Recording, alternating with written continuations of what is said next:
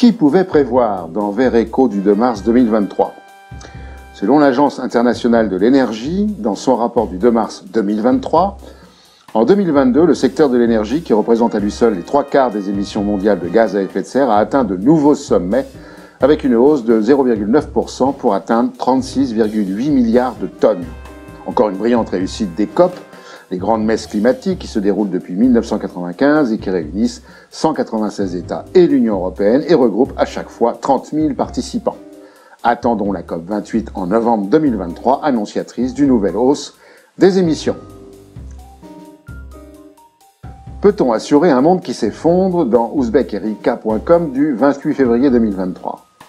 À la lecture d'une étude lancée en 2022 et publiée en février 2023 et intitulée « Peut-on assurer un monde qui s'effondre ?», il faut en synthèse retenir ceci. Le risque devient incalculable. Les rapports du GIEC prédisent que nous allons au-devant d'événements inédits, ce qui rend obsolète le socle des connaissances du secteur de l'assurance. Autrement dit, il devient impossible de prédire la probabilité d'un sinistre. Les risques deviennent des menaces. Le coût du sinistre devient insupportable. Dans le monde, le réassureur Swiss Re estime à 270 milliards de dollars le coût des catastrophes climatiques en 2021. Selon la Fédération française de l'assurance, les dommages directs causés aux biens par les aléas naturels sur le territoire français devraient ainsi doubler d'ici 2050. Déjà, à plusieurs endroits du globe, on observe un retrait de certaines compagnies de la couverture de certains risques. Le sinistre devient ingérable.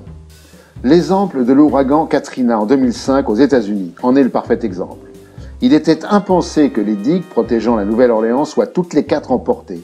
Impensé qu'aucun moyen de télécommunication, même satellitaire car saturé, ne puisse fonctionner. Impensé que les fonctionnaires de la ville, comme les conducteurs de bus, puissent quitter leurs fonctions car pas formés à ce genre de situation. Ou encore, impensé que certaines personnes soient restées coûte que coûte chez eux, soit par peur du pillage, soit par réflexe, car la culture de ce genre d'aléas avait engendré une forme de confiance en un retour assez rapide à la normale. Ce n'est plus un sinistre à gérer, mais le chaos. Respirer de l'air pur dans acti-environnement.com du 7 mars 2023. Le 6 mars 2023, The Lancet Planetary Health publiait les résultats d'une étude sur la concentration annuelle moyenne de particules fines sur Terre. Du 1er janvier 2000 au 31 janvier 2019, cette concentration était de 32,8 microgrammes par mètre cube, alors que le plafond recommandé par l'OMS est de 15 microgrammes par mètre cube. En 2019, seulement 0,001% de la population mondiale respirait de l'air pratiquement pur.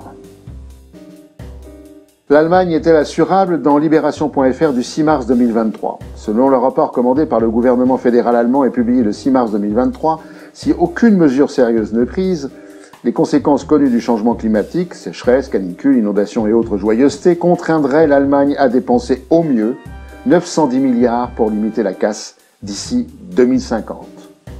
910 milliards d'euros. De plus, il faudrait ajouter les effets non pris en compte par l'étude, comme les décès supplémentaires, la dégradation de la qualité de la vie et l'extinction de nombreuses espèces d'animaux et de végétaux. Autrement dit, c'est bien plus que 910 milliards d'euros qu'il faudra prévoir. Allez, on s'en parle à la prochaine COP. Jusque dans les toilettes, dans ledevoir.com du 2 mars 2023. Nous avons déjà parlé des polluants dits éternels, les perfluorés, PFC, et les polyfluoroalkylés, les PFAS. Notre papier toilette contient les PFAS. Il est à l'origine d'environ 4% de ces substances détectées aux États-Unis et au Canada, de 35% en Suède et jusqu'à 89% en France. Pourquoi un tel pourcentage en France ? Les Français en ont sûrement plein le... Et pour finir, la connerie de la semaine.